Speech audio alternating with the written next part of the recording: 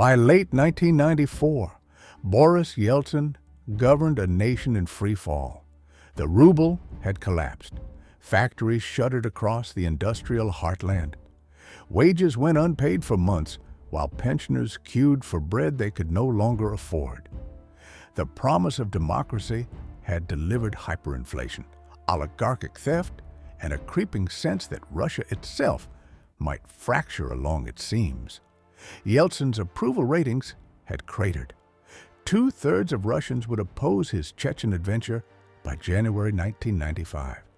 By summer, 71% would disapprove, with only 16% supporting him. But in November 1994, those numbers lay in the future. What Yeltsin saw was a president drowning, grasping for anything that might restore his authority. His aide, Oleg Lobov, provided the answer. A small, victorious war would raise the president's ratings. The target was obvious. Since September 1991, Djokhar Dudayev had governed Chechnya as an independent republic. A former Soviet Air Force general, Dudayev had transformed this mountainous territory into a direct challenge to Russian sovereignty.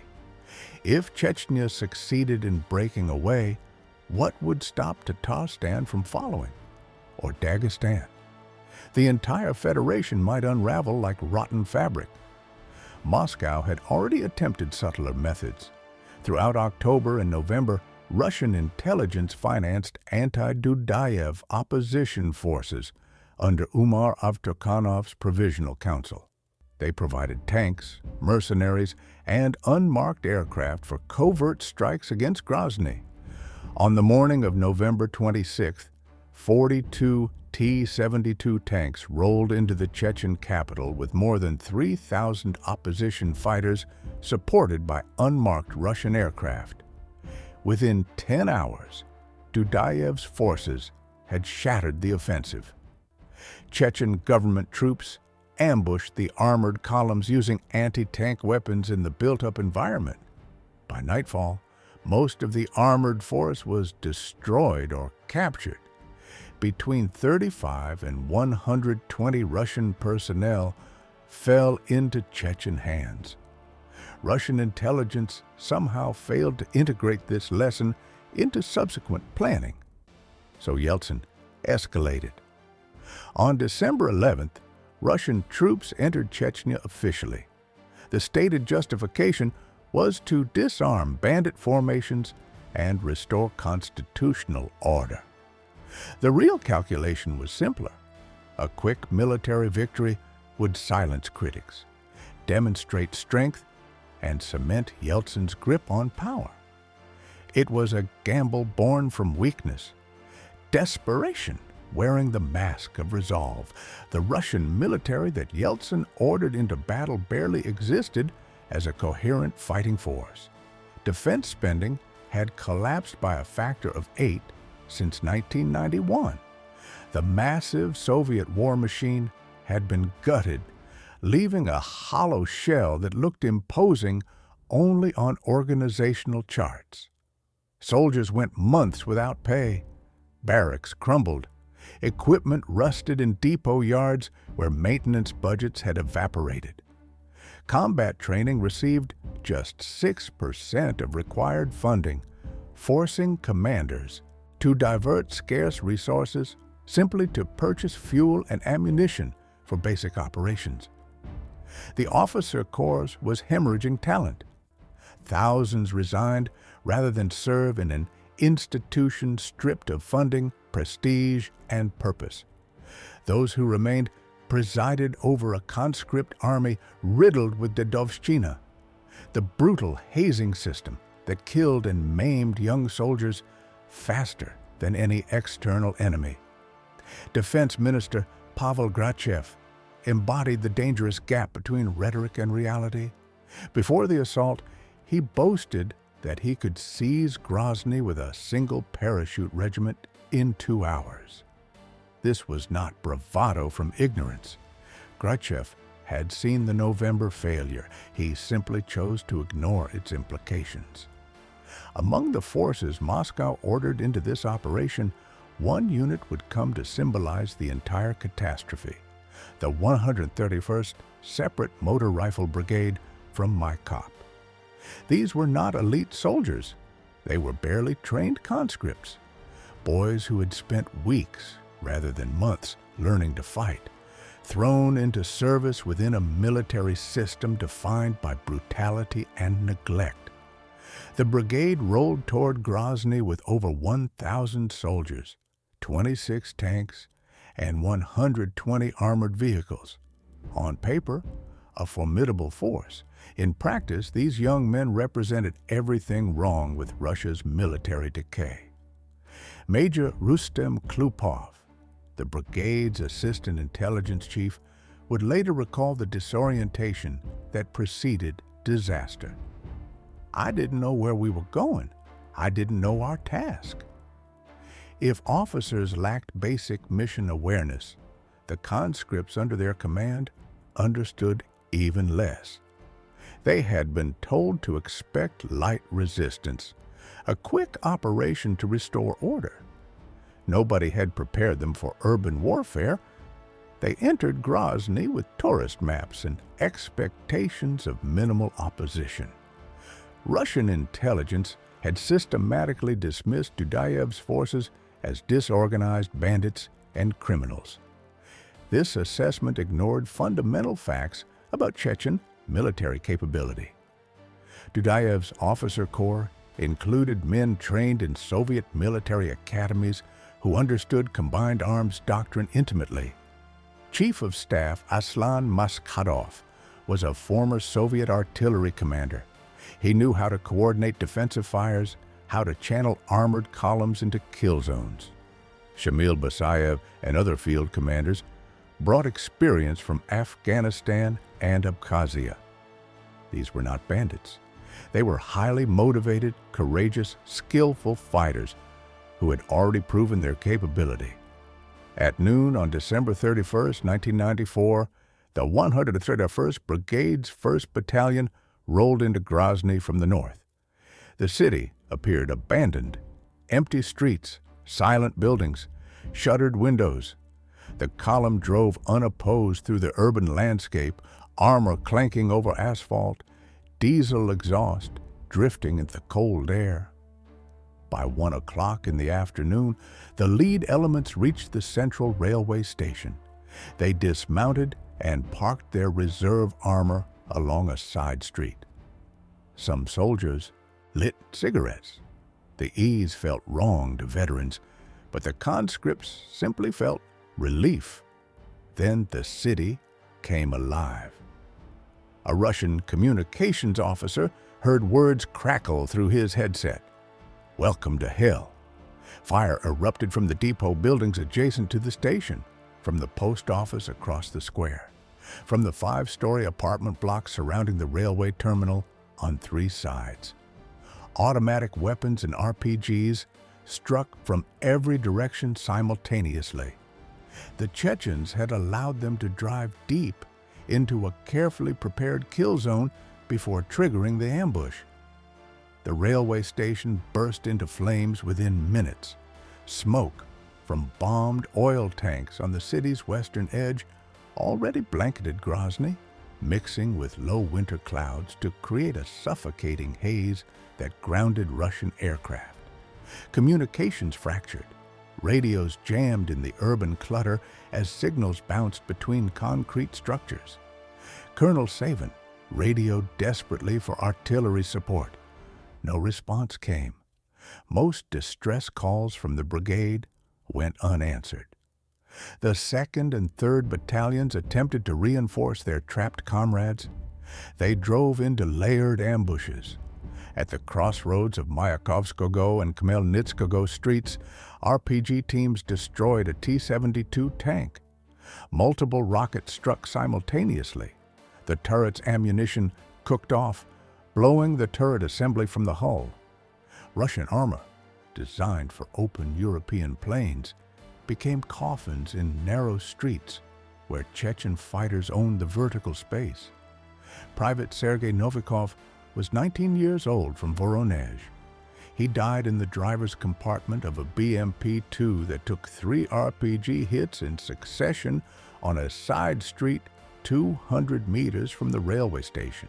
The first rocket struck the front glacis plate at an angle, fragmenting against the reactive armor tiles without penetrating. The second came through the rear doors. The shaped charge detonated inside the troop compartment, killing 5 riflemen instantly. Smoke filled the compartment, black, acrid chemical smoke carrying the smell of burning insulation and something organic. The third rocket struck the turret ring. The BMP-2 became a crematorium. Ammunition for the 30mm autocannon cooked off in a rippling series of detonations. The temperature inside the hull exceeded 900 degrees within seconds. Private Novikov was reduced to carbon before his hand found the hatch release. Corporal Dmitry Volkov survived the initial ambush by running. When the firing started at the railway station, he was standing beside an armored personnel carrier. The first RPG passed close enough that he felt the backblast heat his face.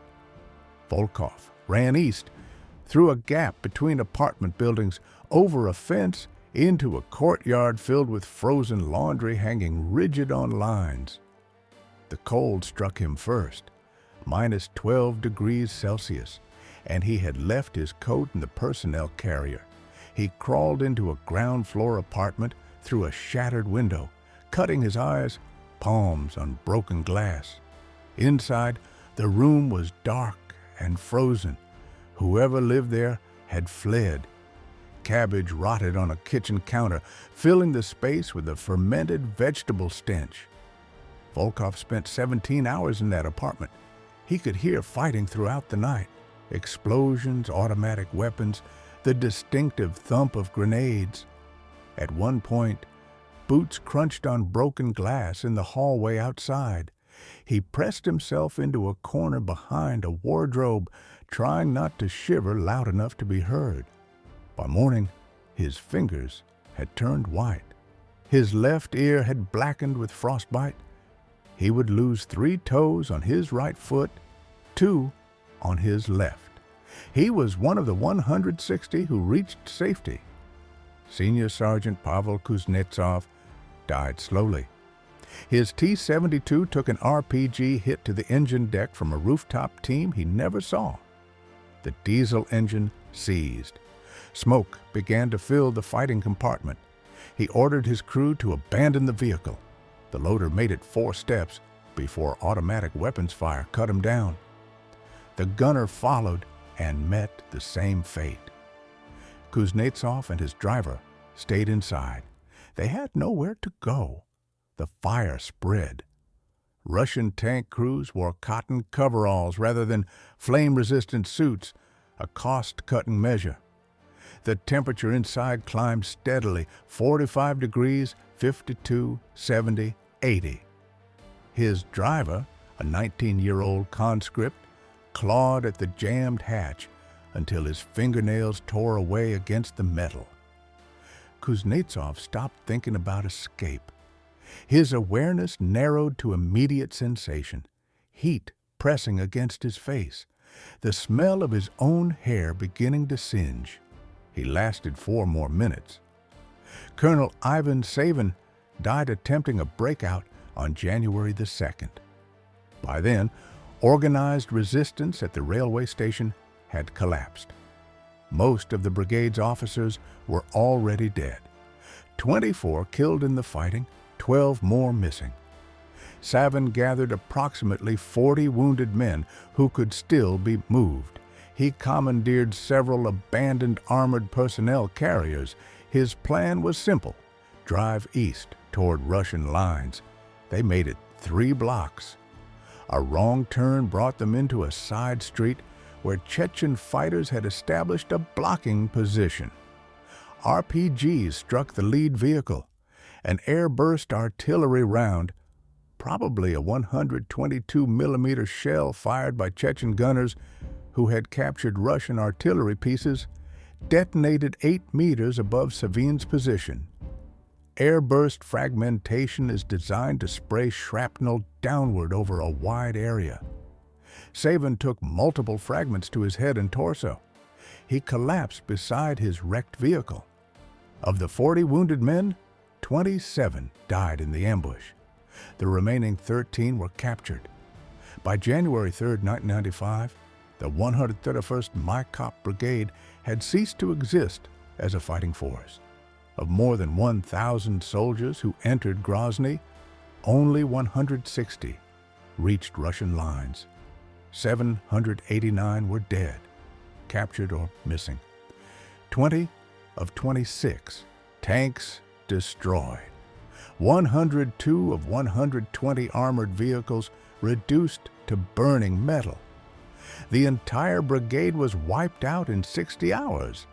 Defense Minister Grachev, who had boasted of seizing Grozny in 2 hours, deflected questions, shifted blame to tactical commanders, avoided accountability for sending conscripts into streets he had promised would be empty. Private Konstantin Orlov was captured on January 2nd. He was 19, from Volgograd. He surrendered after his ammunition ran out, sitting in a frozen doorway with his empty rifle across his knees. They marched him to a basement somewhere in the southern part of the city. 12 other Russian prisoners were already there, most of them wounded. The basement was wet, cold, and dark. It smelled of mold and old cement. Orlov would remain in that basement for 73 days. He ate what his captors provided: thin soup, occasionally bread, sometimes nothing. His weight dropped from 78 kilograms to 54. The wound in his left arm became infected. The infection spread. By the time he was exchanged in a prisoner swap, the arm would require amputation. On January 15th, guards dragged out a prisoner who had developed a high fever. They said they were taking him to a doctor. Orlov heard a single gunshot from outside the basement door. The guards returned without the prisoner. Orlov did not sleep that night. He sat in the corner of the basement, knees drawn to his chest, shivering in the cold. He thought about Volgograd. He thought about his father, who had served in Afghanistan and never talked about it. He thought about the recruiting posters that had promised him adventure and purpose. The cold seeped into his bones. His infected arm throbbed with each heartbeat. Somewhere above, artillery continued to fall. If you enjoyed this story, hit subscribe for more World War historical deep dives every week. Thanks for watching.